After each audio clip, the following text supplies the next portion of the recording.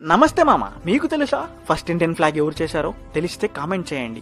అలాగే మీ అందరూ అనుకున్నట్టుగా తెలుగు వారికి బాహుబలితో పేరు వచ్చిందని అనుకుంటున్నారా? అయితే ఇది తప్పు. ఈ వీడియో చూశాక మీకు తెలుస్తుంది నేను ఎందుకు అలా అన్నాను. ఇప్పుడు మీరు చూస్తున్న ఫ్లాగ్ ఇండియాకి ఫస్ట్ డిజైన్ 1906లో ప్రపోజల్ తీసుకొచ్చింది వివేకానంద శిష్యురాలైన సిస్టర్ నివేత గారు. కానీ అది అంతగా పేరు పొందలేదు. కానీ మన తెలుగువారైన పింగళి వెంకయ్య గారు 1921లో ఇప్పుడు మీరు చూస్తున్న ఫ్లాగ్ ని తీసుకుని వచ్చారు. ఈ ఫ్లాగ్ లో spinning wheel, red and white, green colours ఉంటాయి. 1931లో ఫ్లాగ్ లో కొద్దిగా మాడిఫై చేశారు. రెడ్ నుంచి కాషాయపు రంగుగా మార్చారు. కాషాయపు అంటే ధైర్యాన్ని, తెలుపు అంటే శాంతిని, ఆకుపచ్చ అంటే శుభాన్ని తెలియజేస్తుంది. ఆ తర్వాత 1947లో ఫ్లాగ్ లో కొద్దిగా చేంజెస్ చేశారు. ఈసారి స్పిన్నింగ్ వీల్ తీసేసి అశోక చక్రాన్ని పెట్టారు. ఇప్పటిదాకా అదే ఫ్లాగ్ కంటిన్యూ అవుతుంది 1947 నుంచి 2024 దాకా.